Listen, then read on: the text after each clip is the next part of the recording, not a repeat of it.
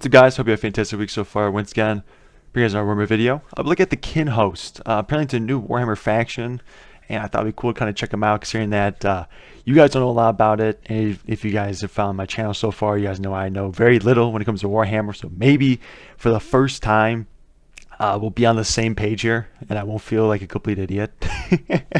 But who knows? Maybe you guys already know it all, and I'm just slow again to the party, which wouldn't be a first time. That's been my entire Warhammer experience so far.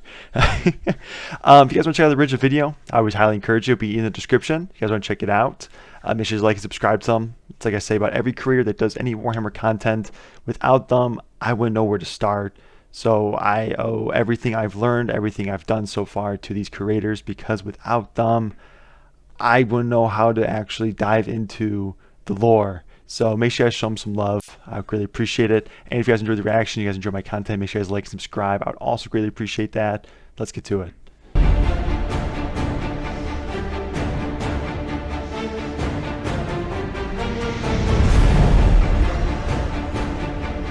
This is so hype. Holy crap.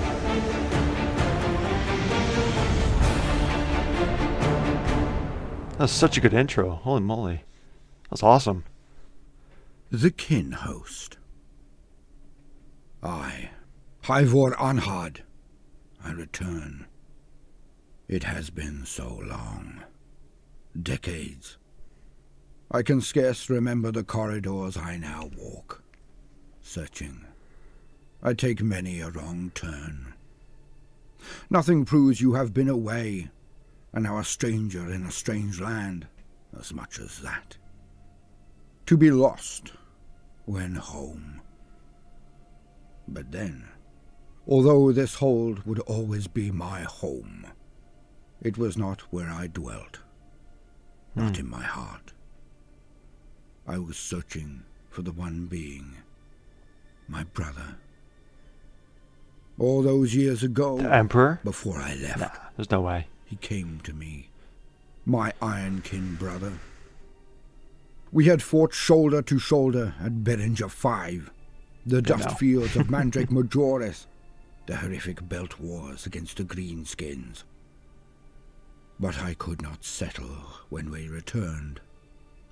I needed to go. I joined a crew, a prospect. I was going outside, into far space. And he came to me, and he looked at me, and just asked, "Do you understand?" I nodded. It's a weird looking I kid. thought I did then.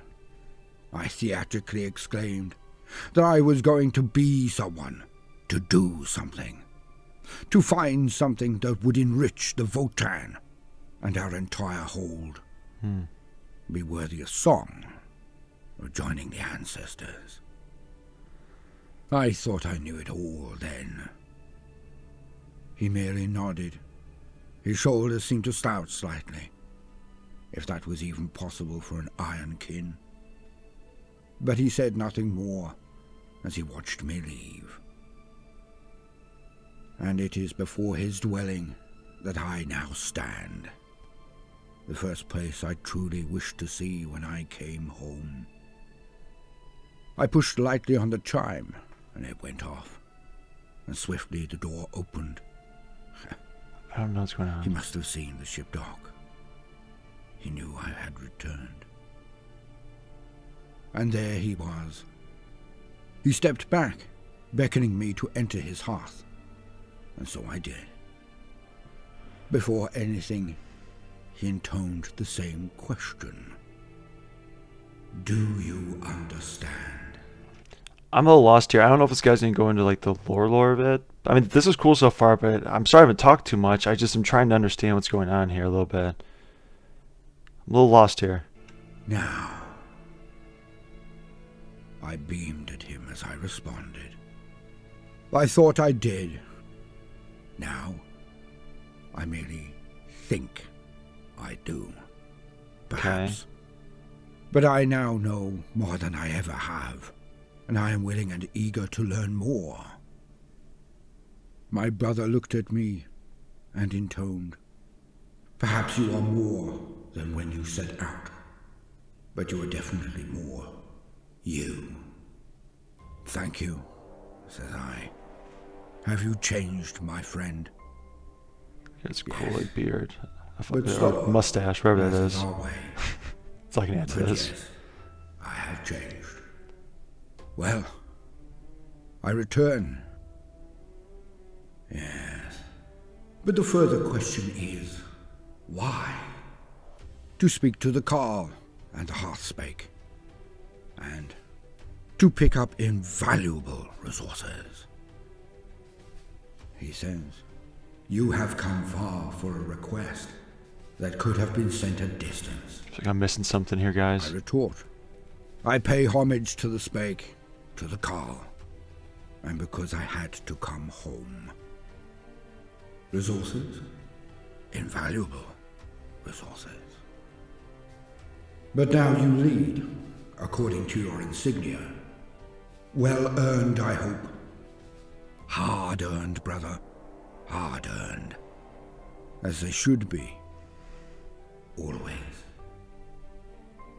If you lead, surely you have all the resources you need. Nearly. But I needed permission. Interesting. This isn't much of a reaction, ain't it? I don't know what to add. I don't know, You man. see, the permission is granted. I would have found you no matter what. But I come to you now, because I would have you at my side. The Hearthspake has given me their full support. The Hold goes to war, brother. I go to war.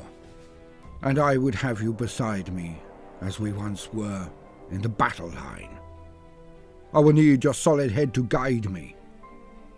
So, wilt thou come? Not as my subordinate, but as my brother in arms, as we strike down the foes of our fanes, our hold, and our very Votann. The Ironkin took a step backwards, and nodded deeply to his brother. I will fight with thee, for the Votann. What about for friendship? That too, my kin. That too. Then we go, now, this very moment. What of those resources you required? And the kin looked back at his brother and said, I have them now. So confusing. I have. Hey guys, there's an ad. I also want to apologize that there's not like too much reaction going on. I'm trying to like understand what's going on here. I know there's another video that was posted by an art creator that might go deeper in the lore. So what I could do is, if this doesn't change too much, I can then react to that one after. But we'll see how this video finishes up. But I am a little bit lost here. For the people that watch my content, they know this stuff much better than I do. If you guys can kind of clarify this a little bit, I'll probably have to watch another video regarding this new faction, because this video I'm a little lost. I'm a little lost right now. So if there's not too much talking on my end, I do apologize, but I'm trying to figure this out a little bit.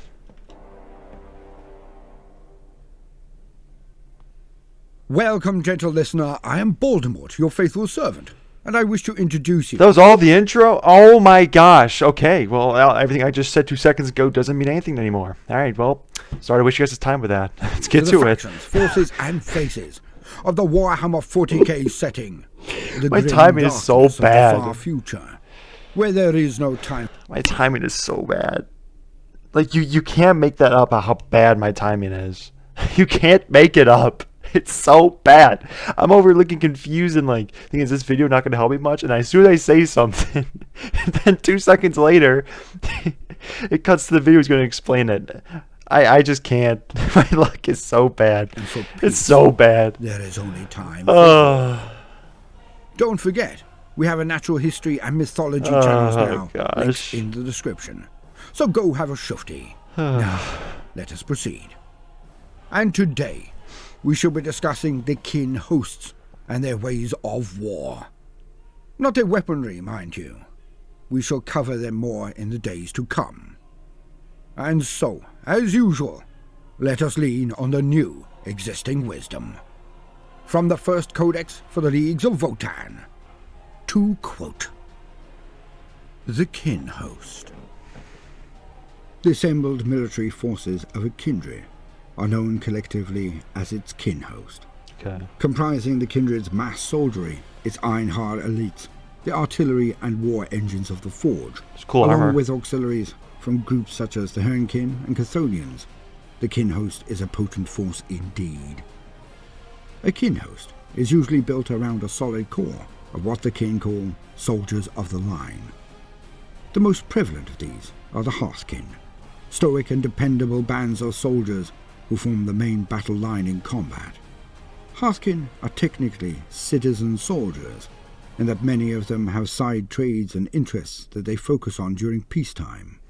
However, as members of the kin host, they are trained as frequently and rigorously as the elite warriors of many other races. Wow.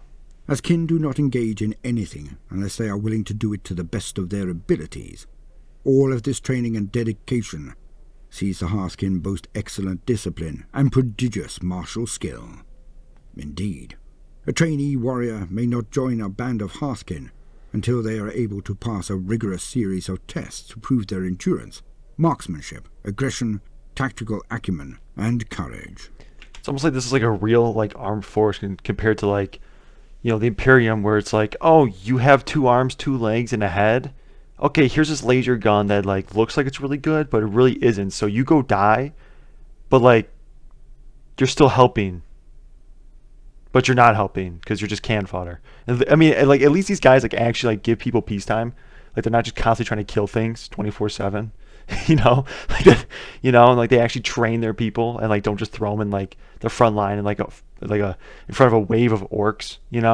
So I like that. Those kin who aspire to become Hearthkin, or indeed other designations of soldiers of the line, typically boast clone schemes well suited to their ambition.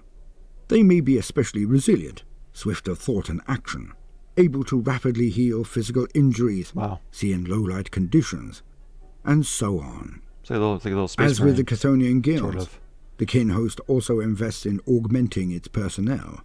Many Hearthkin benefit from augmetic organs or limbs, cerebral communication chips, ocular targeting implants, and various other useful additions. So it's kind of like a Space Marine, but without the gene seed, because the gene seed is what allows the Space Marine to of course, their organs are extremely important to just their overall durability and whatnot, but the gene seed gives them the strength, size, et cetera, and then they put the organs in, and then that kind of finishes off, what a Space Marine is. But these guys, they seem to just put different implants in, like he was saying, and different things. But from what I would believe, no gene seed, but who knows? Each kindred's forge prioritizes arming and equipping their kin host soldiery above all but the most essential duties of hold maintenance and void ship construction. Interesting. The Hearthkin are no exception to this, and thus go to the battle clad in hard and void armor, wielding an array of potential weaponry, from Autok pattern bolters to iron blasters to Hylas auto rifles. Damn. No soldier of the line is considered expendable, despite being their race's rank and file. Rather, Imperium should learn that. Every kin warrior is seen as a valuable combat. If you're not a Space Marine, some high-ranking individual in the Imperium, you're basically Arcan fodder. I mean, let's just be honest. I mean, come on. Asset. Not to mention family members and scions of the ancestors. Field medics are common amongst their ranks. These kin are provided with exhaustive training in first aid under fire, as well as limited engineering tuition that enables them to provide the required level of care to damaged Ironkin soldiers. Kin host military doctrine emphasizes the intelligent use of lives and material by Hearthkin and their comrades, never wasting either in the name of anger or vainglory. Strong bonds of loyalty bind the individuals of each Hearthkin squad together and ensure the comradeship of one squad to the next, meshing kin host formations beneath the trusted leadership of the heroic leaders.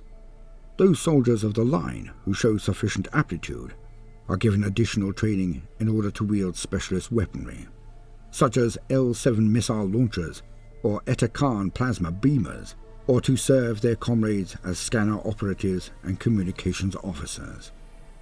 If a kin shows particular drive and aptitude towards leadership, they will be nominated by their superiors or comrades to be promoted to the rank of Thane, which roughly translates to squad leader. This is a great honour and responsibility both, which most Thanes strive to live up to. Kin who truly excel may be selected to become members of the Einherjar, or else to ascend to the ranks of Carl. Treading one of these paths does not preclude following the other at a later date, and some kin have even belonged to both elite circles at once. Most commonly, however, the Carls stand apart as war leaders and generals, while the warriors of the Einherjar fulfill roles such as elite strike troops, bodyguards, boarding parties, and the like. Very flexible. The trademark of the Einherjar is their exo armor, massive servo-assisted suits of powered battle plate. Exo armor is capable of shrugging off anti-tank fire, while hugely enhancing its wearer's might in battle. It can also... And these guys aren't even like with gene seeds, you know? Like that's crazy. So that, like, I'm thinking this is almost like the next generation of like armor in like Warhammer, you know? Because the Space Marine armor is, I mean, just amazing. You know, it actually links up to their brain and whatnot. It makes it just flexible, movable, and whatnot. You know, but these are just guys that are just trained soldiers that are elite, and they have certain implants in them, obviously. But this is just like an exoskeleton, you know, exo armor, because you almost say it's like an exoskeleton to a degree. And they're that powerful. That's crazy. So mount that's an so impressive cool. array of weapon systems, That's including so cool. Etakarn plasma brands, Vulcanite destructors, concussive weapons, plasma blades, and even the potent mass accelerators that transforms the Einherjar champions into living battering rams. Wow. Organization and command.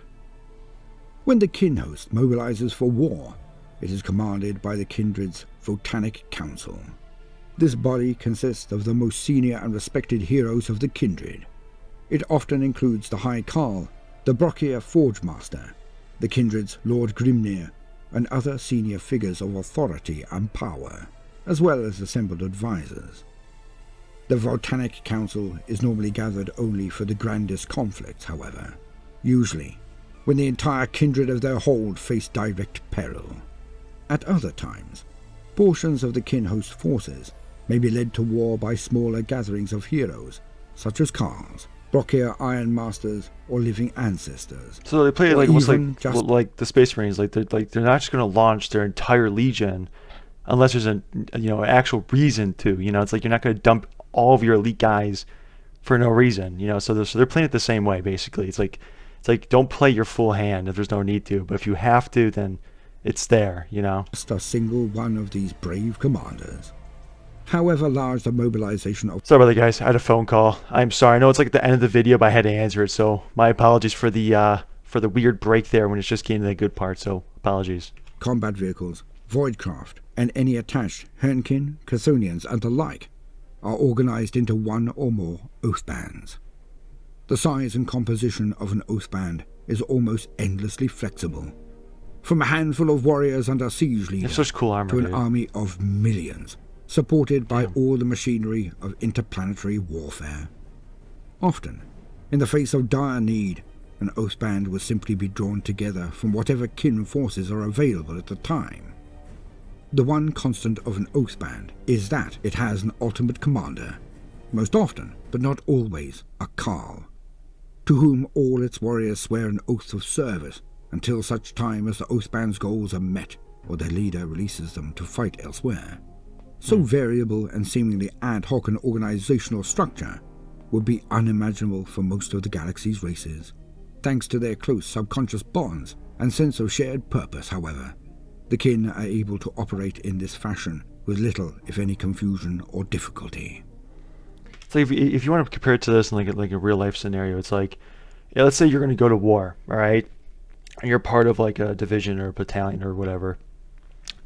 And your higher ranked officers are on the front lines with you, leading you, living through it, fighting with you. You know, you build that bit of respect, you know, like you'll listen to them, you know, because you trust them, compared to someone who sits in the back, doesn't really care for you, you know, that just doesn't fight with you. Just, you don't really build that bond with that person, and you kind of resent them a little bit. It's like, oh, why do I have to listen to this guy? Why do I have to do this? Why do I do that? So, if you're in the Imperium and you're down there fighting all these hellish beasts, excuse me, and really majority of the time your superior officers really don't care about you at all in the slightest. Like, they don't care about you. It's not the best cohesion. Like, you're only fighting under, the Emperor. That's the only thing that's holding the Imperium together when they fight, is for the Emperor. You know what I'm saying? But here it's like they actually care a little bit. Like they share something, which then makes the overall fighting force, in my opinion, better, more efficient. At least that's how I think of it. Again, I'm a noob, so. Hence we see that the kin are advanced in so many ways.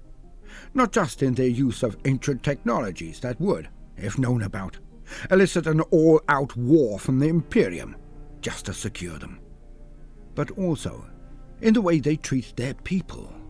For the true proof of an empire is how it treats its citizens.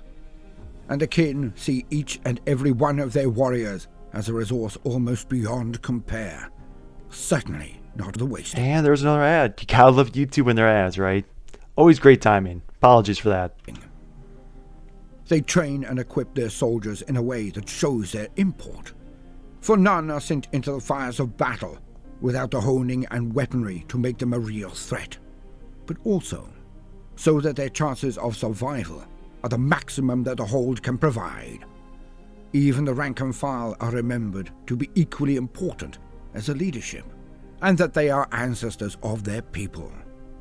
A resource that cannot be expended on a whim. Wow, that's And weird this from is 40k, utterly dude. in opposition to the Imperium. Yeah. Also, they are clearly a meritocracy, allowing those with a propensity and skill for leadership to rise through the ranks. It is not based on lineage, nor inherited station and rank. Thus should the kin be a far more lethal army to most in the galaxy, as their warriors are not only genetically engineered to be exceptionally robust, resistant to the warp, but equipped to the very best that they can be by the Votannic Council and the High Carl. Amazing. And they are led by the best person for the job. They have flexible formations designed by need and threat, not static treatises or even traditions that are ritualized and thus sacrosanct. And this is not something many other species or factions can actually claim. For the kin going to war are a professional army, and one that treats its men and women as such, soldiers, not cannon fodder. Through this week, we shall see their weaponry, their upper leadership, and of course, the very nature of the Votann themselves. I look forward to you joining me on this journey of exploration of this wonderful new faction. We will be there. I have been Voldemort, your faithful servant. That was amazing. I mean, I know I always say that, but like, that was actually a really cool faction. I was not expecting a faction in the 40k to actually care about their people. It's like every faction you see, the majority of the time they don't really care, or they kind of care, but like these guys, they actually like care. They treat their people as one. They, like I said, the best way to compare it is like a real military. It's like you're not just going to send people to die. If you look at Navy SEALs, for instance, they'll send in a squad just to retrieve a dead SEAL's body, because you never leave someone behind. Like, they care about each one of them so much, and to see that in 40k is it's a little confusing. Not like a bad sense, but it's like I didn't expect it. Like, it caught me off guard, and I am excited to learn more about this faction, because this might be my new favorite faction. Like, I really like these guys.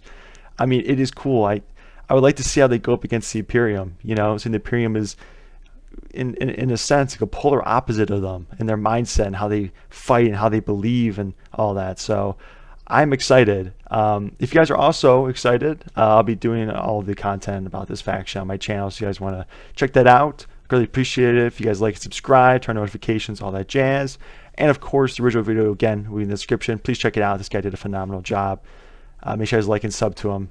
He deserves more than 170K subscribers. I know that's a lot because you're looking at my subscriber count, but he deserves more than that because he did a phenomenal job. So he deserves even more than that. So make sure you guys show him some love. And with that, I'll see you guys in the next one. Take it easy.